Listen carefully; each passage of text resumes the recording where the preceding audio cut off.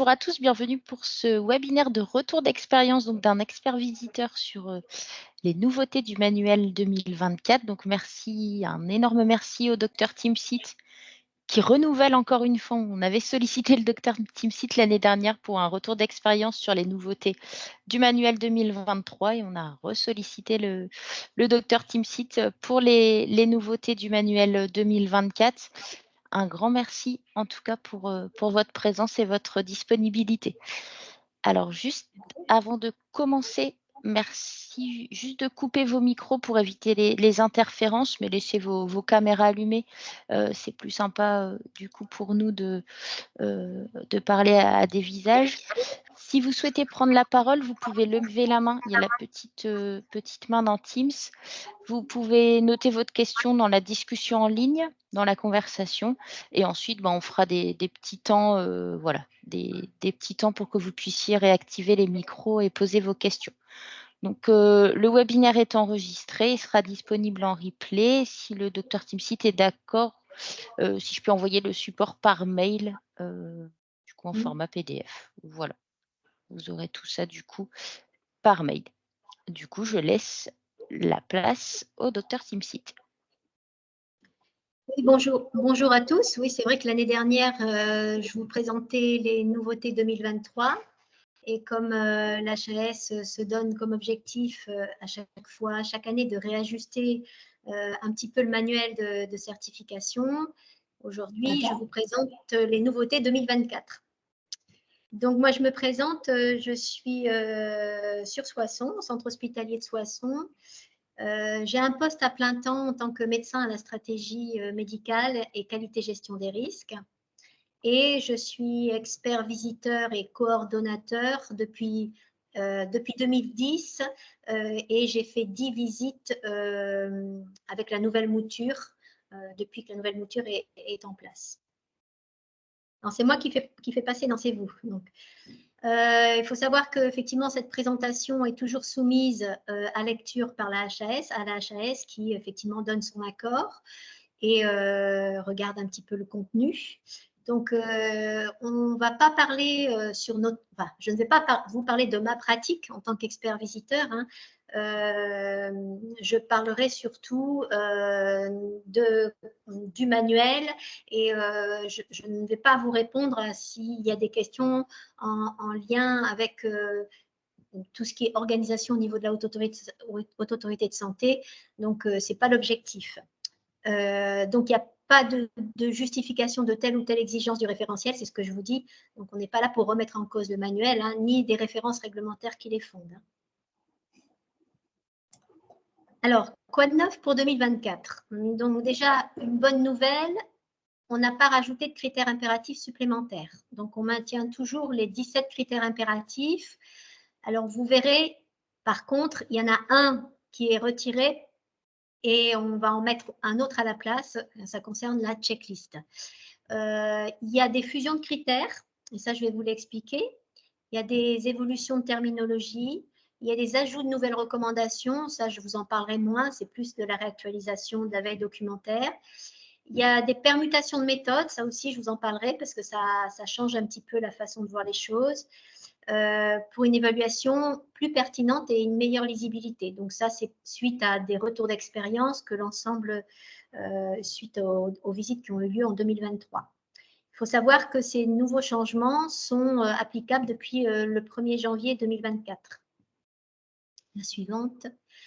Alors, le premier changement, c'est ce que je vous l'ai dit, c'est effectivement, le changement qui me semble le plus important, c'est le changement dans le critère impératif. Donc, pour le critère impératif où il était dit au bloc et dans les secteurs interventionnels, la checklist sécurité des patients est utilisée de manière efficace. Donc, ce critère qui était autrefois en 2023 impératif est devenu un critère standard. Donc, on n'attend plus, on suppose que c'est fait, on n'attend plus à ce que la checklist soit opérationnelle de façon impérative. Maintenant, on passe à une étape au-dessus. On attend à ce que les équipes et les secteurs interventionnels améliorent leurs pratiques en analysant les modalités de réalisation de la checklist. Donc, ce critère qui était en standard auparavant passe en impératif. Et quand on regarde ce qui est attendu, vous regardez dans les éléments d'évaluation. Il est attendu que des indicateurs de suivi de modalités de réalisation de la checklist soient suivis par les équipes du bloc opératoire et des secteurs interventionnels. Donc, en particulier, le suivi des no-go, des go-no-go, mais ça peut être aussi un suivi des annulations, un suivi des déprogrammations. Et ensuite, le deuxième critère, c'est les équipes de bloc opératoire et des secteurs interventionnels mettent en œuvre des actions d'amélioration sur la base de l'analyse des résultats des indicateurs de suivi des modalités de réalisation de la checklist. Donc, il est vraiment attendu que derrière les évaluations que l'on fait autour des go-no-go ou des annulations ou d'une évaluation de la checklist, il est attendu à ce qu'il y ait des actions de mise en place pour améliorer la réalisation de cette checklist. Le suivant, donc le critère suivant, excusez-moi, j'ai une petite fenêtre qui vient de s'ouvrir. Voilà. Le critère suivant, c'est le critère sur la contention. Donc, il y a un changement de méthode d'investigation. Donc, auparavant, l'ensemble des critères liés à la contention, que ce soit dans le secteur sanitaire ou dans le secteur psychiatrie ou le secteur MCO et long séjour, faisait l'objet de deux critères, le 1, 2, 6 et le 2, 1, 5, pour lequel, effectivement, l'ensemble des investigations, que ce soit patients ou professionnels, des éléments d'évaluation, étaient intégrés aux patients traceurs. Donc maintenant, pour ces deux critères, le côté patient reste au niveau patient traceur. Donc, pour le recours à la contention mécanique relève d'une décision médicale, le 1, 2, 6, on a bien toujours la question, en cas de contention, le patient et ou la personne de confiance a reçu une information explicite et explicite sur sa motivation.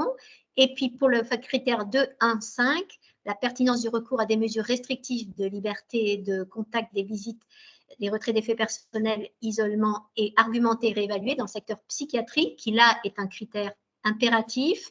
Le patient reste toujours au patient traceur. En cas de restriction de liberté, le patient et ou sa personne de confiance ont reçu une information claire et explicite. Pour le reste, c'est-à-dire pour les questions qu'on pose aux professionnels, l'ensemble des éléments d'évaluation, que ce soit pour le critère 1, 2, 6 et 2, 1, 5, va sur le parcours traceur. Et donc, on va regarder, poser les questions aux professionnels lors des entretiens du parcours traceur, puisqu'on aura comme élément des dossiers rétrospectifs sur lesquels on regardera effectivement s'il y a une traçabilité de la prescription et de la motivation et de l'argumentation de la contention. Donc, voilà, le changement, c'est je garde le patient, l'interrogatoire sur l'information au niveau patient traceur et j'intègre tout le versant professionnel dans l'ensemble, dans les parcours en lien. Alors, le changement aussi de méthode d'investigation, c'est le 2.3.22 qui était finalement un traceur ciblé en lui-même, c'était le transport. Rappelez-vous, pour ceux qui ont vécu la visite, et on avait un traceur ciblé de transport où on suivait le brancardier avec le patient du départ jusqu'à l'arrivée dans le secteur et on posait différentes questions aux intervenants. Donc là, ça a été un petit peu modifié. Il n'y a plus de patients traceurs ciblés de transport, donc ça disparaît des périmètres d'évaluation. Et l'ensemble des éléments d'évaluation de ce traceur ciblé a été éclaté, vous voyez, en 4 méthodes différentes. Donc d'abord, la méthode patient qui reste toujours la même, hein, où on va poser au patient la question de savoir s'il a trouvé que les délais étaient adaptés. Ensuite, vous aurez la question qui sera faite à travers la gouvernance, à travers l'audit système sur justement comment on fait pour que les délais de transport soient adaptés. Ensuite, au niveau professionnel, on regarde si c'est vraiment effectif à travers un parcours traceur et à travers les audits d'observation, c'est là qu'on regardera les conditions de sécurité, de confidentialité autour de ce transport. Donc, ça a été vraiment éclaté en 4 méthodes différentes. Voilà, parce qu'effectivement, ce traceur ciblé, il n'avait pas beaucoup de sens parce qu'il était un petit peu sur chaque parcours. Donc, autant le faire à chaque fois qu'on fait une méthode de parcours d'observation. La suivante. Là, on a une fusion de critères. Donc, il a été décidé que le critère 1.1.2, qui était le patient est impliqué s'il le souhaite dans l'évaluation bénéfice-risque de toute décision majeure pour sa prise en charge, il a été décidé de l'intégrer dans le critère impératif qui est le patient exprime son consentement libre et éclairé sur son projet de soins et ses modalités. Autrement dit, on a donc fusionné les deux éléments d'évaluation pour n'en faire qu'un. Et donc, le 1.1.2 disparaît du manuel pour n'être que le 1.1.3 et qui est un critère impératif. Donc, il est rajouté au 1.1.3 l'évaluation bénéfice-risque et puis le patient participe à la décision de son projet. Donc, effectivement, tout ça, c'est rajouté aux critères de 1.1.3 pour en faire un critère impératif un peu plus étoffé. Le suivant. Donc, le suivant, c'est tout ce qui est urgence et continuité de prise en charge. Donc, on a le critère 2.2.4 qui était l'équipe des urgences a accès au dossier du patient ayant déjà séjourné ou consulté dans l'établissement, qui va être intégré au 2.2.3.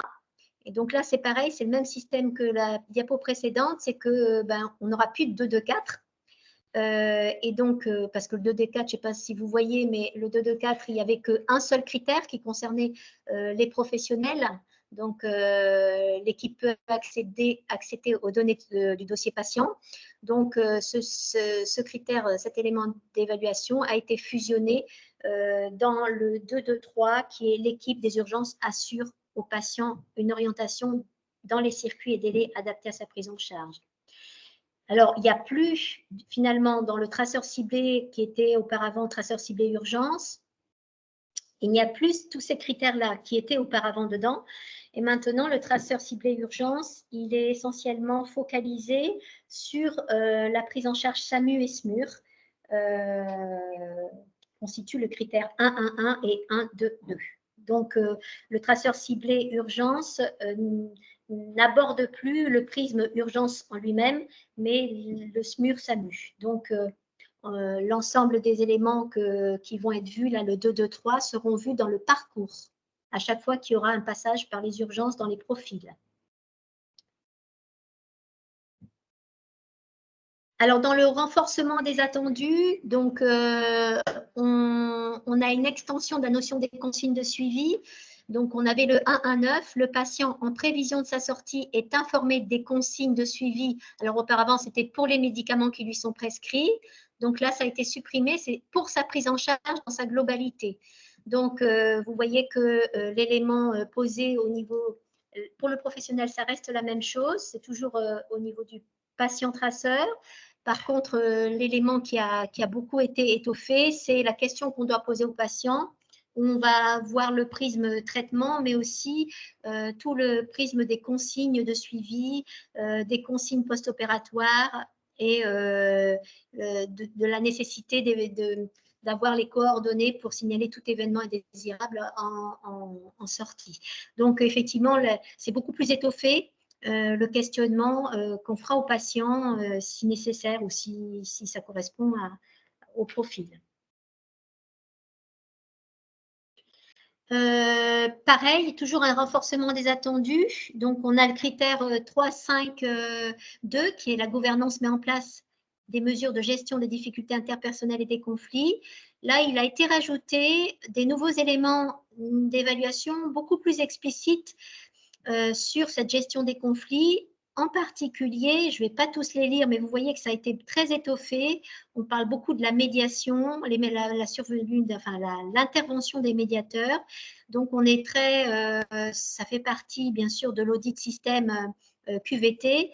Il y aura beaucoup plus de questionnements autour de cette gestion des conflits et comment on aborde ces difficultés interpersonnelles au sein de l'établissement. On passe au suivant. Donc, pareil, donc ça c'est toujours dans les renforcements des attendus. Les risques environnementaux, eux aussi, ont été un petit peu revus pour en augmenter l'exigence. Donc auparavant, c'est vrai que le questionnement était déjà bien fourni, mais il a été un petit peu plus focalisé. Il est attendu en particulier à ce que l'établissement ait réalisé son diagnostic initial, à ce qu'il y ait une politique, à ce que l'établissement ait désigné un référent développement durable, qu'il ait une stratégie d'adaptation de son fonctionnement et un plan d'action sur les risques environnementaux, qu'il ait mis en œuvre des actions de sensibilisation, qu'il y ait une filière adaptée pour chaque type de déchets, ça c'est important, avec une procédure de traçabilité. Et le fait qu'aussi l'établissement facilite le tri des déchets pour les professionnels avec des poubelles de tri pour les différents types de déchets. Donc voilà, donc il a été un petit peu plus renforcé pour tout ce qui est aussi beaucoup de déchets, les circuits des déchets. Le suivant. Alors, la grande nouveauté, bien entendu, c'est le renforcement du numérique dans la certification. Je dirais même que c'est l'émergence du numérique dans la certification, parce qu'auparavant, ça apparaissait très peu. On avait quelques petites notions dans les critères, mais très peu. Donc, ça a été une réflexion menée par la HAS pour aider à l'enjeu fort de la sécurité informatique, pour assurer la continuité d'activité, la sécurité des soins, pour gérer les risques de cyberattaques sur le soin qui sont de plus en plus prégnants. Et donc, en cohérence, bien sûr, avec les politiques publiques en matière du numérique et de sécurité, en particulier tout ce qui est programme open de financement du numérique, tout ce qui est Ségur du numérique en santé, tout ce qui est feuille de route du numérique en santé 2023-2027 et le programme CAR qui fait que effectivement la HAS a décidé d'intégrer cette notion de façon très prégnante dans le manuel pour en faire un levier pour vous aider finalement à avancer sur le développement des usages du numérique au bénéfice de la continuité de sécurité des soins. Ça sera bien sûr une façon d'aborder les choses centrée sur les professionnels. Ça n'est absolument pas un audit technique. On ne va pas faire une inspection qui évalue la sécurité des systèmes d'information. Et je vous expliquerai qu'effectivement, à travers cet audit qui sera fait avec un expert visiteur numérique, il y aura bien entendu des précautions prises pour tout ce qui est intégration dans le rapport de certification. Alors, les objectifs des critères du numérique, on l'a dit, donc c'est d'évaluer la qualité des pratiques dans l'utilisation des outils et des supports numériques, et puis sensibiliser et d'évaluer la sensibilisation et la formation au risque des professionnels. Donc, il y a deux grands prismes qui seront évalués. D'abord, la gestion des risques numériques.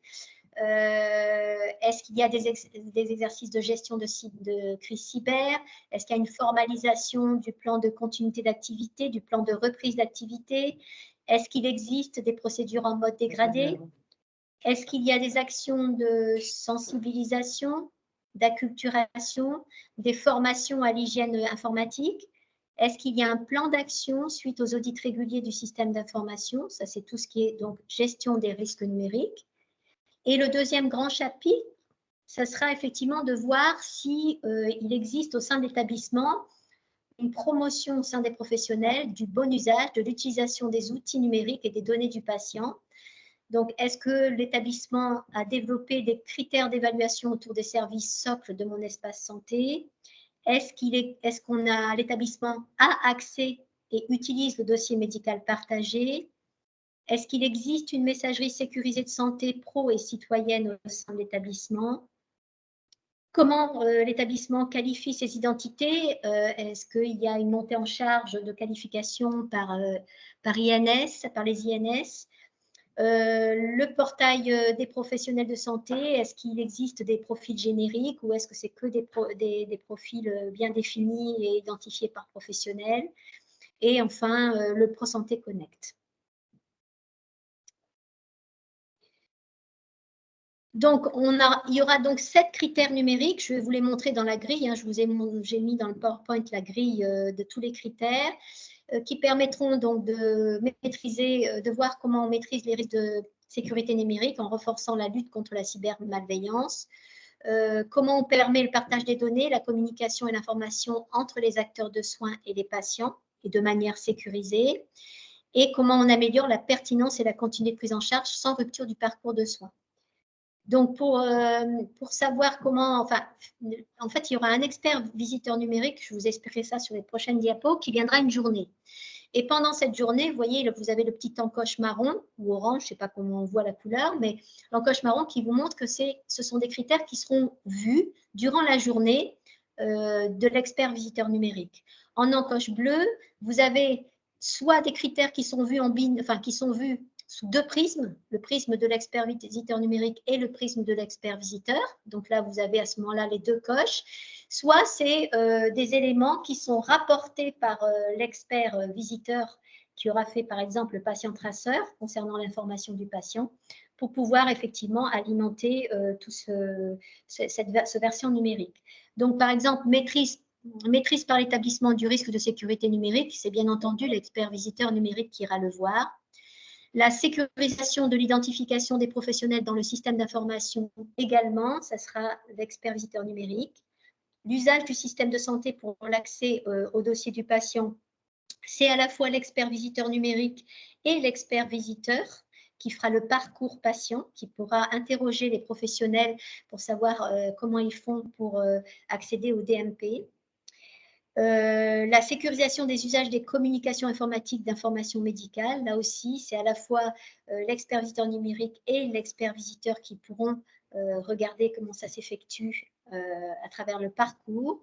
L'accès du patient à son dossier également. L'information patient, je vous l'ai dit, ça sera le patient traceur qui pourra effectivement répondre à ce critère, donc ça sera le médecin expert visiteur qui le fera, et le respect des bonnes pratiques d'identification du patient. Et vous verrez que ça a changé dans les réajustements du numérique qu'on a fait. Ça a changé un petit peu la façon de voir, puisqu'on s'est rendu compte que finalement, c'était pour tout ce qui est INS, identification, c'était plus de l'apanage de l'expert visiteur qui faisait le parcours que de l'expert visiteur numérique de le faire. Donc, je vous ai mis un petit peu donc, tous les critères. Hein. Donc, là, c'est la grille. Il faut savoir que c'est sur il y a 3 diapos. Les 2 premières diapos, c'est toutes les questions qui sont posées. Vous pourrez les lire. De toute façon, toutes les questions qui sont posées à la gouvernance. Donc, effectivement, je vous montrerai les séquences, hein, comment ça se passe. Si vous pouviez déjà revenir en arrière un peu. Merci encore. Voilà. Il y a d'abord toute une matinée où l'expert visiteur va interroger la gouvernance et bien sûr la DSIN. Donc, il va y avoir des questionnements qui seront très en lien avec les chapitres 3. Mais vous voyez, ça se répartit. C'est dans le chapitre 3.1. Les modalités de communication permettent aux usagers et aux médecins de contacter l'établissement aisément. C'est le chapitre 3, mais objectif 2. L'établissement est organisé pour permettre aux patients d'accéder à son dossier. C'est ensuite le chapitre 3, objectif 6. Les risques c'est dans la maîtrise des risques. Hein, le risque des sécurités numériques sont maîtrisés. La suivante. Donc là, il y a beaucoup de questions, bien sûr, puisque c'est sur la maîtrise des risques. Ensuite, vous avez à nouveau l'identification, toujours l'objectif 6, l'identification des utilisateurs et des patients dans le système d'information est sécurisé, toujours pour le système de sécurisation. Et ensuite, voilà, ça, c'est tous les questionnements qui vont être posés à la gouvernance. Ensuite, et à la direction du système d'information. Ensuite, l'après-midi, l'expert visiteur numérique va rencontrer 2 équipes ou 3 équipes de professionnels, ça dépend de la grandeur de l'établissement. Et là, il va poser des questions aussi en lien avec les chapitres 3, mais il y en a une en lien avec le chapitre 2 qui est l'objectif 2. Les équipes de soins ont accès aux informations du patient avec un système d'information adapté. Donc, il est attendu à ce que les équipes médicales puissent consulter le dossier médical partagé ou le dossier pharmaceutique du patient selon les critères définis par la CME. Donc, effectivement, il y a beaucoup d'établissements qui ne sont pas encore très avancés sur ce système-là. Il y a d'ailleurs une question qui a été posée, effectivement, il faut savoir que cet audit système, il est là pour, enfin, cette version, cette montée en charge du numérique, il est là pour nous faire monter en charge les attendus. Donc, vous verrez que… Oui, merci. Pour l'instant, c'est vrai que… Allô. Pour l'instant, les premières investigations qui ont été faites, il y a beaucoup de réponses non, finalement, à certains critères. Pour l'instant, ce n'est pas encore des critères impératifs et c'est plus à titre informatif et en tant que levier d'amélioration que l'on fait cet audit. Mais effectivement, comme je vais le dire dans les prochaines diapos, certains critères, comme on répond non à pas mal de critères dans certains établissements qui ne sont pas très avancés, ça peut impacter beaucoup sur le score du chapitre 3. Et donc, il faut être vigilant à essayer, bien sûr, de répondre à un maximum de critères en lien avec le numérique, dans la mesure des possibilités de chaque établissement. Alors, les documents pour l'expert visiteur numérique qu'il faut déposer sur Calista. Donc, sur Calista, vous devez déposer la cartographie du système d'information, la cartographie applicative, le modèle de charte d'utilisation des ressources informatiques et le plan de continuité d'activité et le PRA, le plan de reprise d'activité. Après, on vous demande de laisser à disposition sur place pour que effectivement l'expert visiteur numérique puisse consulter avant de rencontrer la gouvernance, parce qu'il a un petit temps de consultation avant de rencontrer la gouvernance le matin.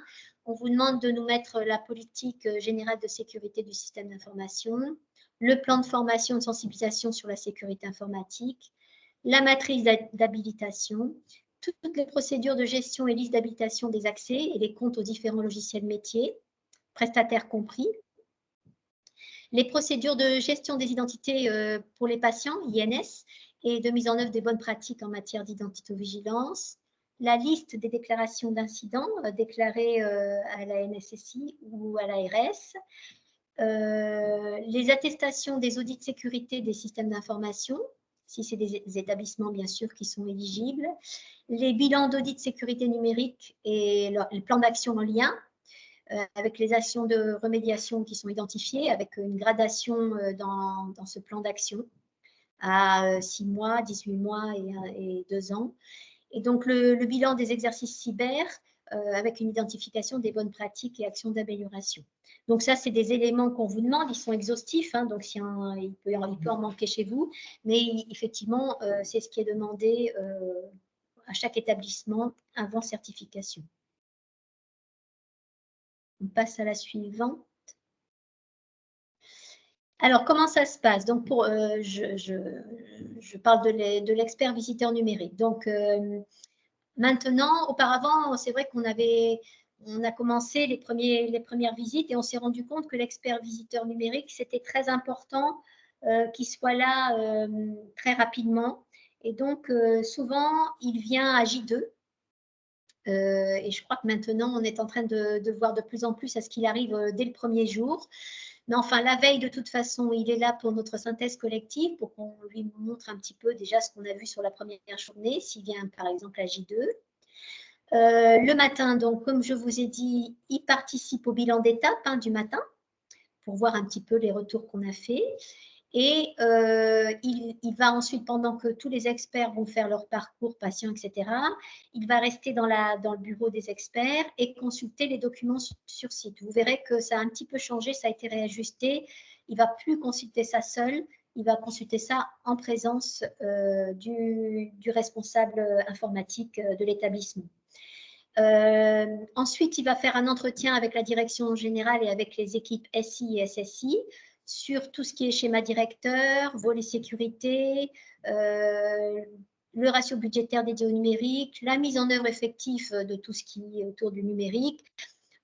Donc, tout ça, c'est un questionnement, c'est toutes les questions que je vous ai montrées dans les 3 diapos précédentes autour du chapitre 3, hein, donc 3.1, 3.2, 3.6, avec vraiment un questionnement. Alors, auparavant, c'est vrai, on avait séparé en deux. d'abord la direction, ensuite le SIN, mais finalement, vous verrez avec le réajustement que je vais vous expliquer tout à l'heure, on préfère que ce soit une rencontre de l'ensemble de l'équipe, à la fois la direction générale et la DSIN.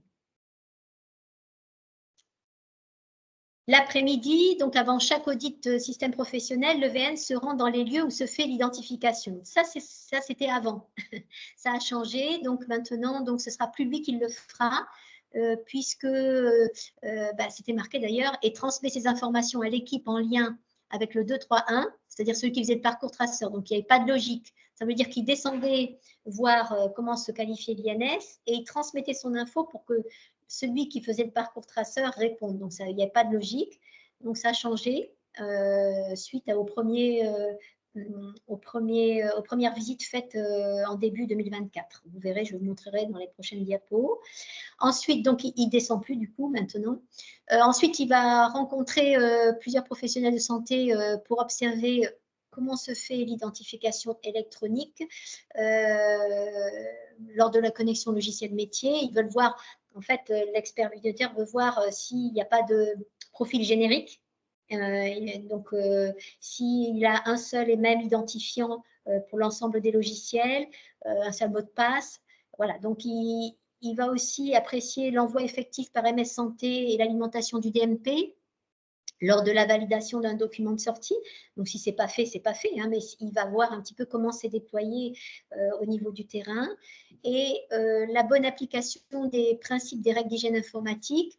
Est-ce que, par exemple, il va regarder sur les PC s'il n'y a pas des fichiers Excel où il y a des noms de patients. C'est vraiment les règles RGPD, hein, voir un petit peu s'il n'y a pas des données personnelles qui ne sont pas sécurisées ou contrôlées par le DPO. Voilà, donc c'est très important de travailler là-dessus afin effectivement de ne pas avoir de données de santé hors moyens sécurisés pour les stocker.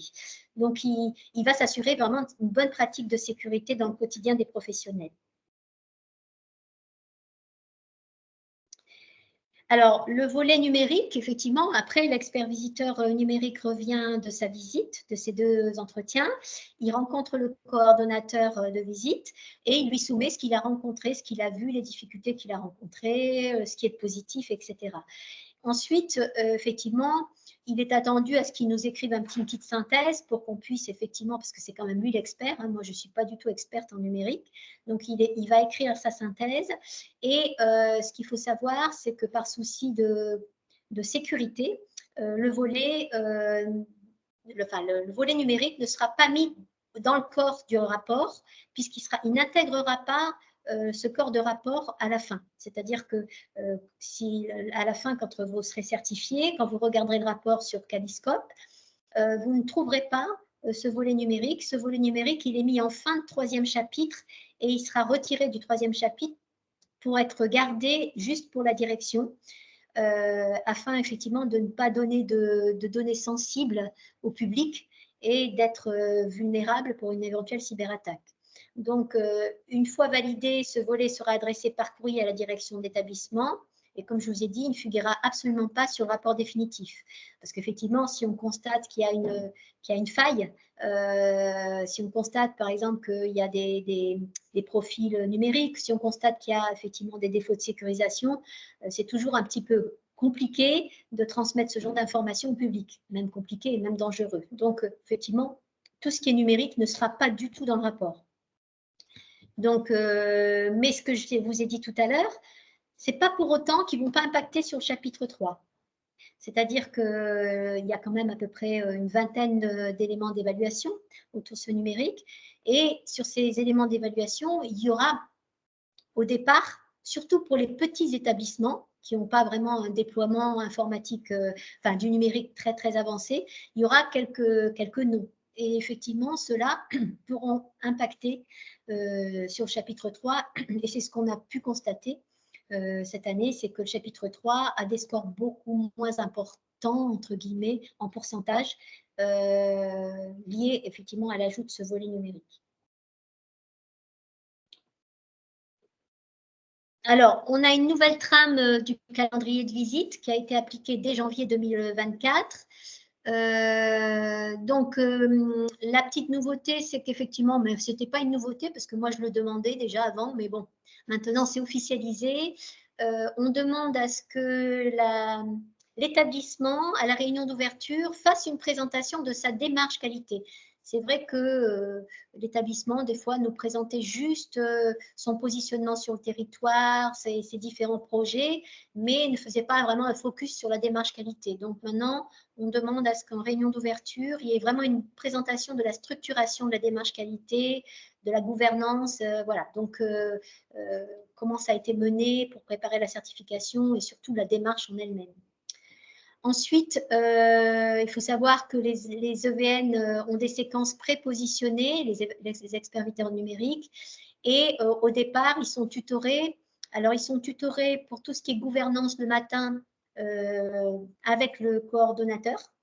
Et l'après-midi, ils vont faire deux visites, mais la première visite sera tutorée par un des experts pour effectivement leur faire appréhender les modalités d'une visite. On a supprimé le traceur ciblé transport, je vous l'ai dit, au profit de différents éléments d'investigation dans le parcours, dans l'observation, dans l'audit système et dans le patient traceur.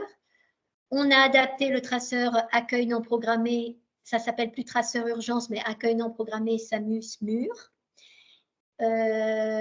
Maintenant, donc, dans le calendrier, on fait en sorte de coupler l'audit système engagement du patient avec la rencontre du RU.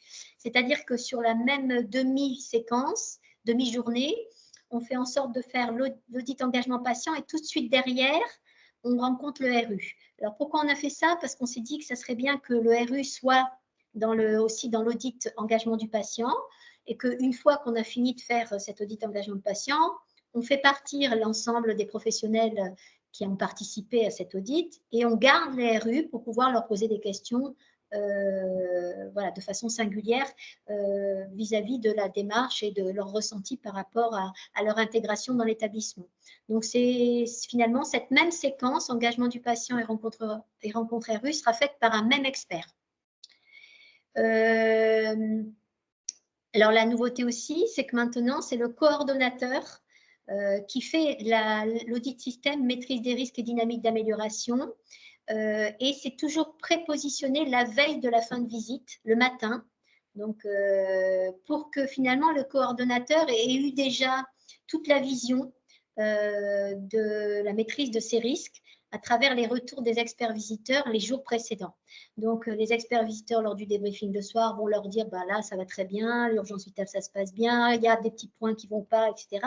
Et donc, en fonction de ça, quand il fera la maîtrise des risques et la dynamique d'amélioration avec la gouvernance, il pourra échanger par rapport aux retours qui ont déjà été faits au niveau de l'ensemble des évaluations avec les différents professionnels.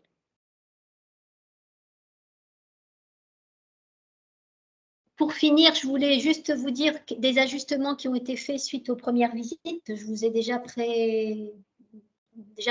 j'ai déjà évoqué ça précédemment. Donc, pour ce qui est la consultation documentaire, pour les experts viteurs numériques, elle sera organisée avec un représentant de l'équipe du système d'information qui serait en mesure de présenter l'ensemble des documents. Pourquoi? Parce que ça lui permettra d'avoir vraiment un gain de temps. On s'est rendu compte qu'il y a énormément de lectures à faire. Et s'il veut trouver un élément, il faut qu'il ait quelqu'un qui lui dise où le trouver rapidement. Donc, il sera accompagné pour pouvoir justement retrouver tous les éléments dont il a besoin avant de mener son audit système. Donc, le temps de consultation qui était avant de 1 heure a été rallongé à 1h30 et donc accompagné d'un représentant du système d'information. Pour ce qui est de l'audit système gouvernance risque numérique, pour les experts visiteurs numériques, maintenant, on prévoit un seul temps, comme je vous l'ai dit, de rencontre. Avant, c'était séparé en 2, entre la gouvernance et les équipes spécialistes SI. Maintenant, on prévoit un seul temps pour pouvoir rencontrer l'ensemble de l'équipe. La suivante. Alors, pour la qualification de l'INS, donc pour ce qui est des EVN, dans la mesure où il n'y a pas d'éléments d'évaluation sur la qualification de l'INS dans leur grille, on s'est dit que ça servait à rien, enfin, c'était pas très utile, c'était pas très pertinent qu'il aille sur le lieu où se fait la qualification ENS, alors que ça fait partie d'un critère du parcours de l'expert visiteur. Donc finalement, ce critère est revenu à l'expert visiteur qui fait le parcours, et c'est quand il descendra et qu'il fera le parcours physique, qu'il descendra au niveau des points d'identification, qu'il posera la question si effectivement il y a un déploiement de l'INS, le taux d'INS qualifié, voilà, si systématiquement il y a un appel pour pouvoir qualifier l'INS à chaque admission, etc. Donc ça sera fait à travers les parcours traceurs. La suivante. Alors, la nouveauté aussi, c'est qu'on s'est rendu compte qu'effectivement, dans les établissements multisites, il était quand même nécessaire de mener quelques audits de système numériques auprès des professionnels. Donc, il est prévu de faire sur les sites extra-hospitaliers que les audits de système que font les audits de système entretien pro que font les experts visiteurs soit couplé avec l'audit système entretien pro risque numérique. C'est-à-dire qu'ils auront finalement 2 grilles en extra-hospitalier et ils feront à la fois leur entretien pro normal et général et ils rajouteront des items, les items que je vous ai montrés dans la diapo, sur le numérique quand ils seront hors site principal. Donc, et ce sera aussi fait pour l'équipe de nuit. Donc, c'est vrai que ça nous fait un petit peu plus, en tant qu'expert visiteur, ça fait un petit peu plus de travail pour ces entretiens pro. Et donc, l'expert visiteur va compléter au cours d'une même évaluation les 2 grilles d'évaluation. Donc, en fait, si on récapitule, l'expert visiteur numérique fera les 2 entretiens sur le site principal. Et s'il y a des sites extra-hospitaliers, c'est l'expert visiteur lui-même qui fera l'audit système l'entretien pro numérique couplé à l'entretien pro classique. La suivante, je pense que j'ai presque fini. Alors, on a une main levée. Oui, voilà. Je pense que j'ai terminé, en gros. Merci beaucoup. On a une main levée, alors Madame Dalby. Oui, alors, je ne sais pas si vous m'entendez. Oui, très bien. Je reviens à votre dernière diapo. Vous parlez d'une visite pour l'audit système concernant les risques numériques pour l'extra-hospitalier. Quand c'est des établissements d'ici-sites, il y a aussi une rencontre sur chaque établissement? Pour la gouvernance? Oui. Ça dépend. C'est une BICIT, c'est-à-dire, dites-moi. Eh ben, il y a deux hôpitaux.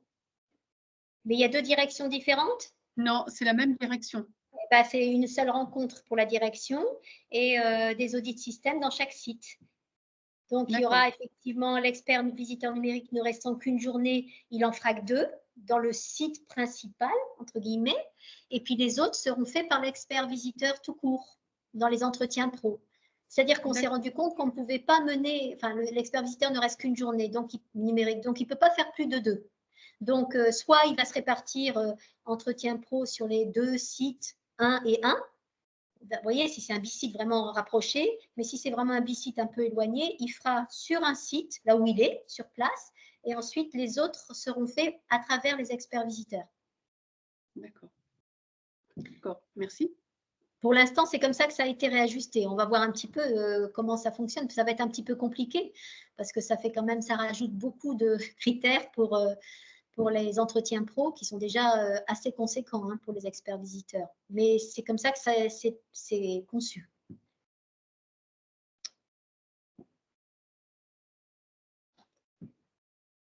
Vous avez d'autres questions? Est-ce qu'il y a d'autres questions? C'est vrai qu'on avait une question sur... alors, attendez, j'enlève le partage. On avait une question sur les grilles observation. Et c'est vrai que le docteur Timsit, du coup, nous a envoyé la checklist. Je vais vous la partager.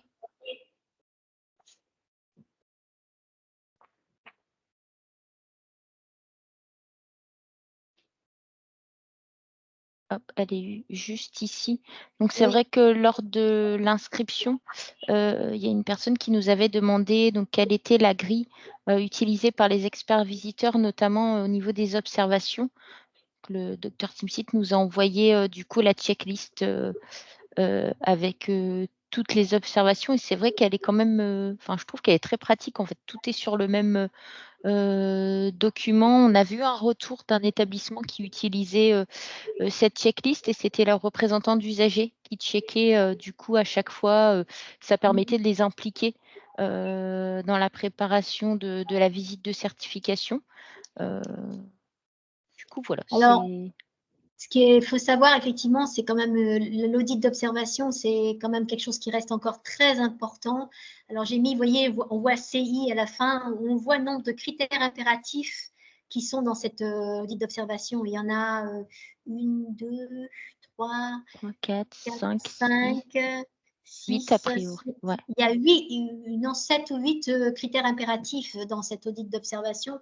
Et d'où l'importance, effectivement, d'utiliser cette checklist et puis surtout de l'appréhender et de faire travailler les services autour de cette checklist, de la faire à périodicité, par exemple tous les 2 mois, pour effectivement voir si effectivement on répond à l'ensemble de ces attendus, comment on peut se rectifier.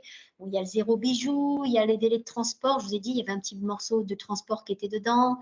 Il y a l'urgence vitale, le chariot d'urgence, tout ça. Donc ça, je pense que cette grille-là, elle est très importante. Ce checklist observation à mettre en place dans les établissements pour bien les préparer. Donc, depuis dernier manuel, il y a des petits points qui ont été supprimés pour se recentrer vraiment sur des choses essentielles. Donc, voilà, ça, c'est si vous voulez l'utiliser, il n'y a pas de souci pour l'utiliser.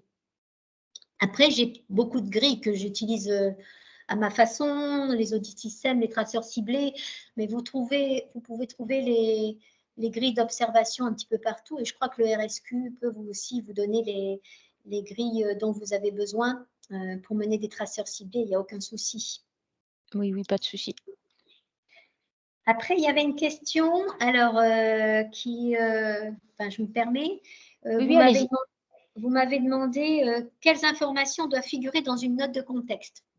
Alors, une note de contexte, je vais vous la contextualiser déjà. Elle a été mise en place par l'HAS parce qu'il y a eu le Covid. Donc, cette note de contexte, elle a été sollicitée par les établissements qui étaient en grande difficulté après leur période pandémique par rapport à, effectivement, tout a été freiné, etc. Et elle a perduré, c'est-à-dire qu'on s'est dit finalement que c'était intéressant d'avoir cette note de contexte avant visite.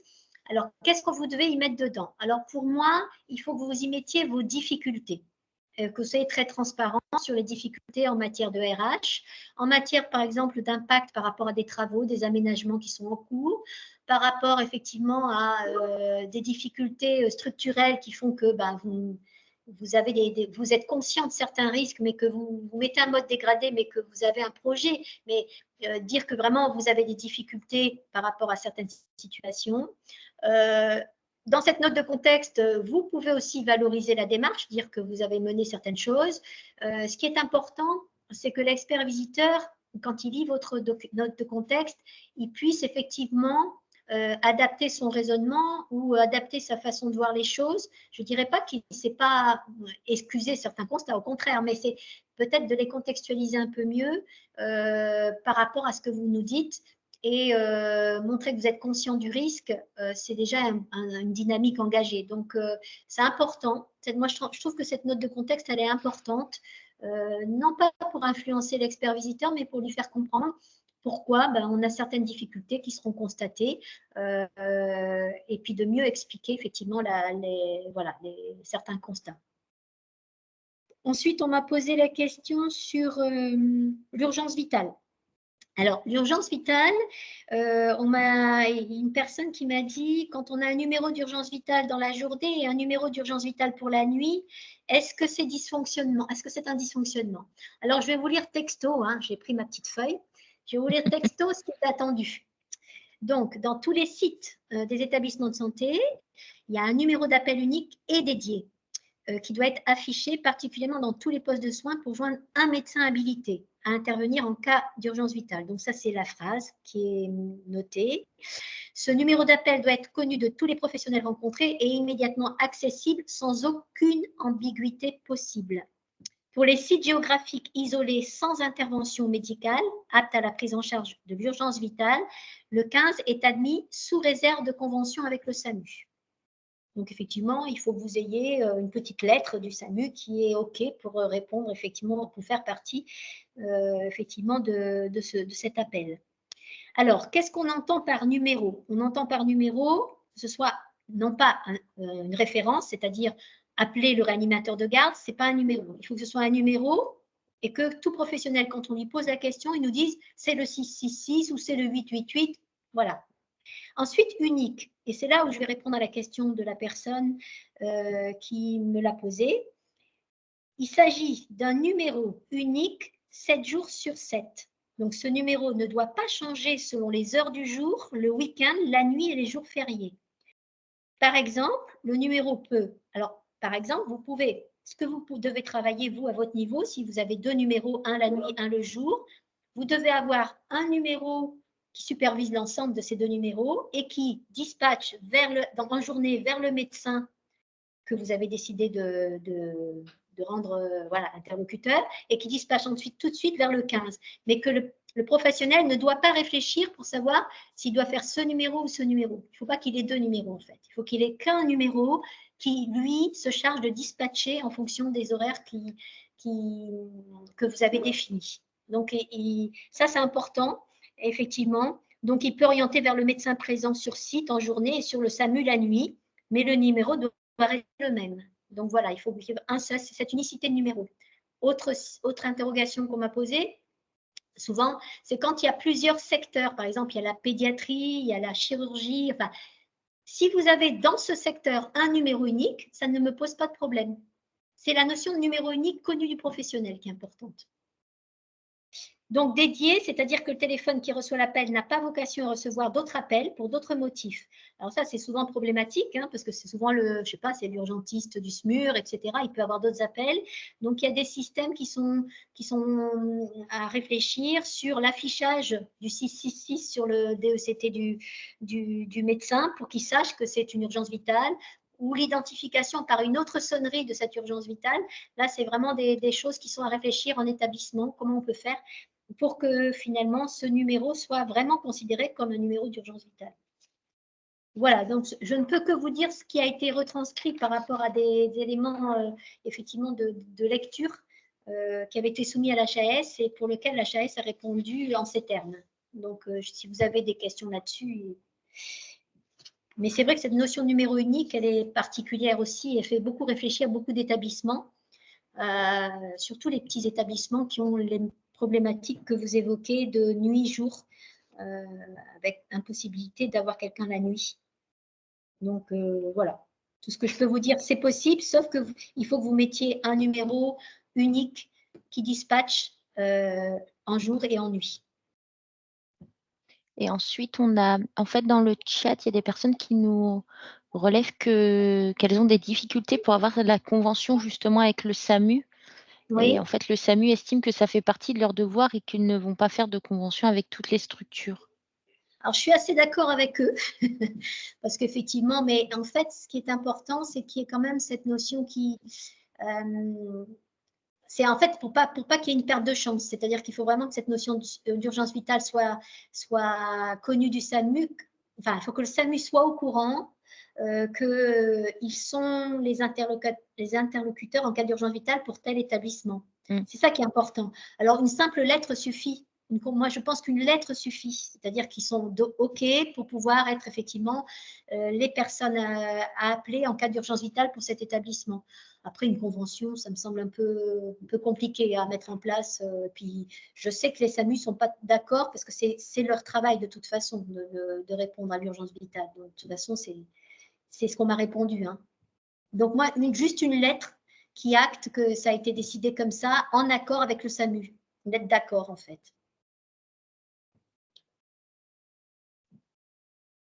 D'accord, merci.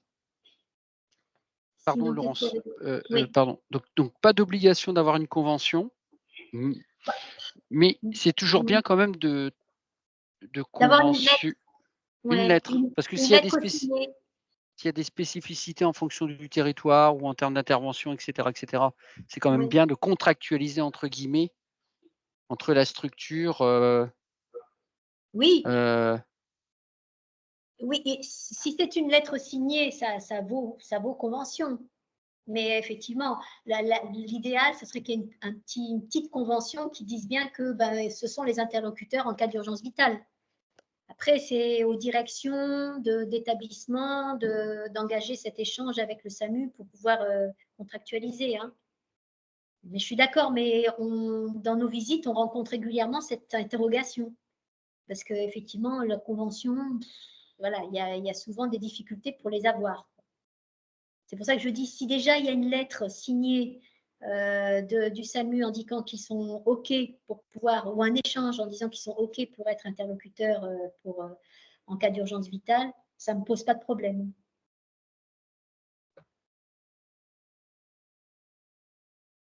Qu'est-ce qu'il y a d'autre comme question?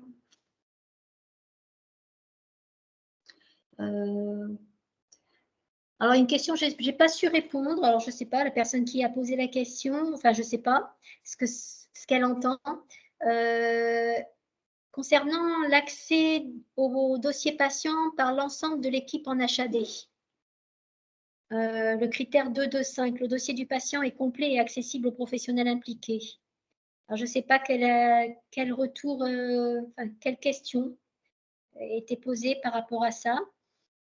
En tout cas, j'ai regardé un petit peu le critère 2.2.5. Effectivement, c'est un critère de continuité, d'accès au dossier, d'interopérabilité. Et pour moi, en HAD, c'est un petit peu identique, c'est-à-dire qu'on s'attend à ce qu'il y ait un logiciel en HAD ou un dossier qui puisse être communicant entre tous les professionnels.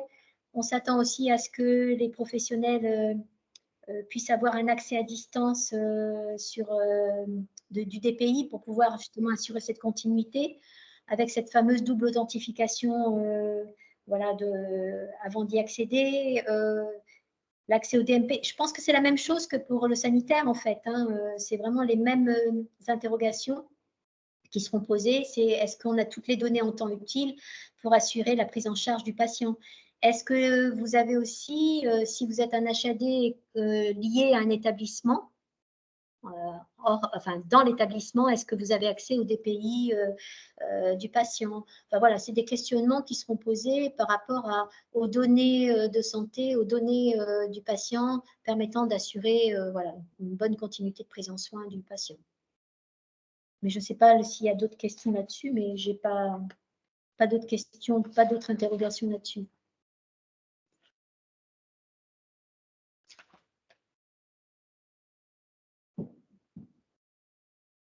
Il n'y a pas d'autres questions? Je ne vais pas regarder. Il n'y a pas l'air d'avoir d'autres questions. Je ne sais pas si vous avez des questions.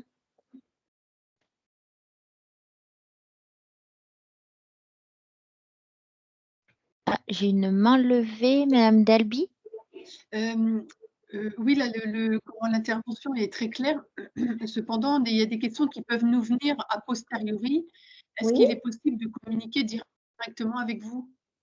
Oui, alors mon adresse mail, c'est laurence.timsit@ch-6 CH avec un petit tiré dans du 6, enfin le petit tiré. Soissons avec un S, n'oubliez pas le S, souvent on l'oublie à la fin, .fr. Si jamais vous pouvez passer par le RSQR, on enverra aussi les questions au docteur Timsit sans souci. Merci beaucoup. Après, je suis prête à vous partager mes outils, mes grilles, tout ce que je fais. Il n'y a aucun souci, mais il suffit effectivement que vous me joigniez et puis je vous donne un petit peu ce que j'ai à disposition éventuellement. Moi, j'utilise des grilles que j'écris moi-même, mais c'est pas bien, paraît-il, parce que ça évolue tellement et il faut que je les rechange tous les ans. Donc, c'est vrai que c'est du travail. Et puis, théoriquement, il vaut mieux que ce soit les grilles qu'on sorte de Calista. De Calista. Voilà. Donc, mais bon, moi, j'ai des grilles perso, ça me permet de faire les audits avec des commentaires à côté, ça me permet d'écrire quand on veut faire des audits à blanc avant les visites. C'est toujours pratique d'avoir des grilles un petit peu plus lisibles, entre guillemets, quoi. Donc, mais c'est les mêmes critères, bien sûr. Mais il n'y a pas de souci. Si vous voulez que je partage, il n'y a aucun souci. Le RSQ me connaît, il sait que je partage très facilement. Oh Donc, oui. il n'y a pas de souci. Oui, Même si merci vous avez- beaucoup. Voilà. Ensuite, on a une main levée. Alors, je ne vois pas le nom. Delphine. Ménage ou message? Oui, bonjour, je suis Delphine Mesnage. Bonjour, je suis responsable qualité chez Filieris, pôle établissement des établissements sanitaires dans le Nord. Oui, Je me bonjour. permettais de... Bonjour, merci pour votre intervention très claire, toujours très, très enrichissant du RSQR. Voilà. Je voulais voir avec vous, parce que nous, là, on rentre dans le dur, parce que notre visite est en juin, donc on attend notre... vous voyez, là, on est vraiment... on est en plein dedans, c'est qu'à le dire. Oui. Je voulais voir avec vous. Moi, je rencontre, alors c'est assez terre à terre, vous allez me dire, mais beaucoup de difficultés avec le logiciel Calista. Je le trouve pas très flexible. On peut pas extraire en Excel, on peut pas sortir des rapports automatiques de données, c'est des copier-coller. Je trouve que c'est fastidieux et je trouve que l'outil pour le pilotage de la démarche qualité, ce que vous en aviez parlé, hein, dans le pilotage dur de la qualité, nous, notre quotidien, ben, on n'est pas aidé. Et pour avoir utilisé Sinae un petit peu de l'autre côté, du côté volet médico-social, moi je vois ma collègue qui s'occupe du médico-social, il y a des choses qu'elle peut faire avec Sinae que moi je ne peux pas faire avec Calista. Et je me dis, mais c'est les mêmes référentiels en gros, je veux dire, on a les mêmes, ça vient tous les deux de la HAS. Et derrière, c'est deux choses complètement différentes. Donc je voulais savoir si vous aviez, vous, des informations ou est-ce que c'est déjà remonté auprès de la HAS le fait de nous mettre à disposition un logiciel qui soit vraiment performant et de pilotage d'une démarche qualité en tant que telle. Alors, je vous rejoins totalement sur le fait que le Calista, pour moi-même avoir piloté ma démarche dans mon établissement et je suis en train d'en piloter une dans un autre établissement en ce moment, je n'utilise absolument pas Calista pour mener ma démarche qualité. Donc, c'est dommage parce qu'effectivement, ça pourrait être un bel outil. Alors, je l'ai quand même utilisé sur Soissons. J'ai carrément fait une auto-évaluation complète en interne avec effectivement quelque chose que je n'ai pas diffusé à l'HAS, mais j'ai fait mon auto-évaluation grâce aux outils. Mais je suis d'accord avec vous. Par contre, comme je vous ai dit en début d'échange, je ne suis pas là pour évoquer les difficultés de la HAS. Par contre, je peux les faire remonter. Donc, effectivement, je peux leur dire ce que vous avez dit. Effectivement, j'en entends parler. Et je le sais, je le vis, c'est Calista, c'est pas très simple au point de vue extraction. Nous-mêmes aussi, en tant qu'experts visiteurs, on a eu du mal à prendre en main les choses. C'est pas toujours simple et intuitif pour pouvoir travailler dessus.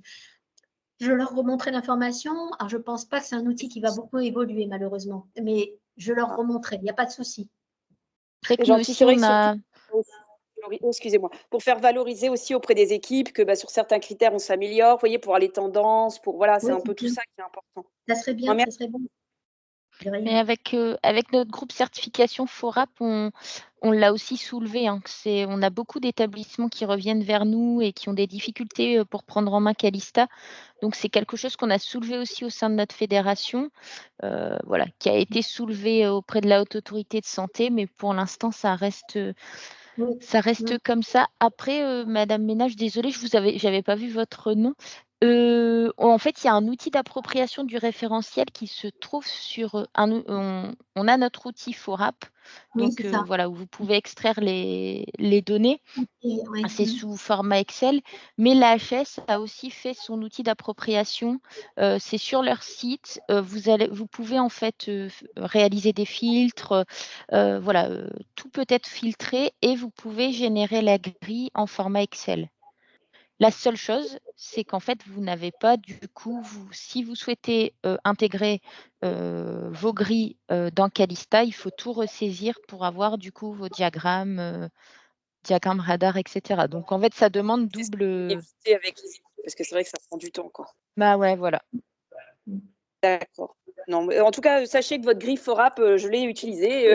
Là, je l'ai actualisée avec la V2024, parce que je n'avais pas eu la dernière version. Mais non, bien utile. Somme toute pour... finalement, on finit par créer des outils internes, quoi. Donc, c'est vrai que c'est dommage. Parce qu'on fait tous la même chose, en fait, et on a tous besoin des mêmes choses. C'est dommage. bien sûr. En tout cas, merci, docteur. Merci. Alors ensuite, on a une question pour ce qui concerne les éléments de preuve. Quelle est la façon optimale de les présenter? Alors, moi, c'est mon point de vue, surtout pas papier. Parce que le papier, c'est fini. Je crois qu'il faut pas. Moi, je pense que il faut faire des. Moi, je demande en tant que coordo d'avoir une petite valise partagée pour pouvoir incrémenter les éléments de preuve au fur et à mesure des audits système. Donc, comme ça, ils nous les mettent à l'avance quand on arrive. On a quelques éléments de preuve et à chaque fois qu'on fait l'audit système, ils implémentent les éléments de preuve pour qu'on puisse les regarder un petit peu avant. Donc, c'est vraiment un partage dématérialisé. C'est pas la peine de faire du papier. Après, il y a des experts visiteurs qui aiment le papier, mais c'est pas une logique éco-responsable. Moi, c'est du dématérialisé complet, quoi. Et je regarde pendant la visite. Voilà. Donc, c'est vraiment, pour moi, ce qui est important, c'est vraiment de pouvoir le regarder rapidement. Et sur informatique, ça va quand même beaucoup plus vite si c'est bien fait, si les dossiers sont bien construits. Moi, je regarde par audit. Si je fais un audit système sur la maîtrise des risques, je vais regarder l'ensemble des éléments de preuve qui me seront donnés. Ensuite, effectivement, il y a aussi le côté gestion documentaire. On ne vous demande pas de mettre vos procédures dans les éléments de preuve. Si elles sont dans la gestion documentaire, on vous demande simplement de nous expliquer comment y accéder à la gestion documentaire. C'est à nous de nous débrouiller pour trouver les éléments dont on a besoin. Donc,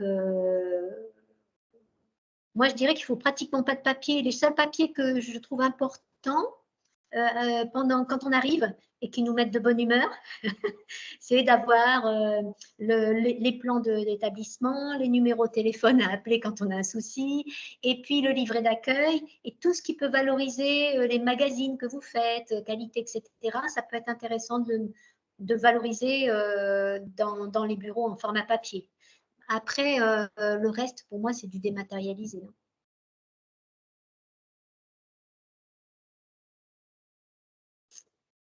Il y a d'autres questions? J'ai pas regardé, je vous laisse regarder. Oui, du coup, je regarde, je reprends. Pour l'instant, il n'y a pas d'autres questions. À peut-être continuer pour vous présenter un petit peu les actualités du réseau. Juste pour rappel, pour compléter du coup ce que le docteur Timsit nous a présenté tout à l'heure, on a réalisé 2 webinaires sur le risque numérique, un webinaire avec santé numérique. Donc voilà, je vous ai mis le lien vers le PowerPoint et le replay. Et la semaine dernière, on a eu un expert visiteur numérique qui nous a fait son retour d'expérience. Donc vraiment, voilà, axé sur les critères numériques. Donc avec le PowerPoint, voilà, je vous ai mis le lien et le replay qui est disponible. Juste un petit rappel pour voilà, un petit save the date. On réalise donc comme l'année dernière, pour vous préparer à la semaine sécurité patient qui aura lieu cette année du 16 au 20 septembre. Ça a changé, c'est voilà, la semaine de la journée mondiale de la sécurité patient. Donc, pour vous préparer, on vous propose une semaine du 24 au 28 juin. Il y aura 4 webinaires et un séminaire le 25 juin qui se déroulera sur Armentières, avec en thématique le diagnostic et l'information. On a réalisé avec 2 autres structures régionales d'appui un petit jeu, les imbattables. Alors, les kits adhérents vont partir normalement demain ou après-demain. Vous allez recevoir du coup votre kit adhérent avec à l'intérieur un petit imbattable pour tous les adhérents du coup du réseau. Et vous allez avoir le jeu en format numérique si vous souhaitez le réimprimer. Et ensuite, juste pour rappel, donc on a les outils disponibles. Essentiellement, on a beaucoup de demandes sur les fiches mémo FORAP. Donc les fiches mémo FORAP, c'est sur les critères impératifs où en fait on essaye d'aller un peu plus loin, de vous aider dans l'évaluation de ces critères, donc qui sont disponibles du coup sur notre site internet. Est-ce qu'il y a d'autres questions avant de se quitter? N'hésitez pas, si c'est vrai que bon après, si vous avez des questions qui vous reviennent, d'ici quelques jours, quelques semaines, voire quelques mois, n'hésitez pas à nous envoyer un petit mail. On sollicitera du coup le docteur Timsit si on a des questions très précises sur la visite de certification.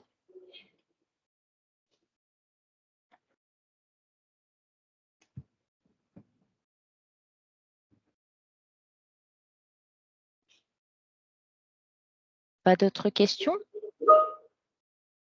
Eh bien, un grand merci, Dr Timsit, encore d'être intervenu et de nous partager votre expérience.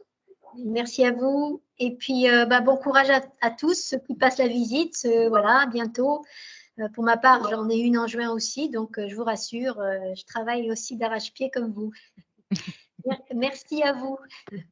Bon courage à tous. Merci beaucoup. Bon Merci après-midi. beaucoup. Bonne journée. Au revoir.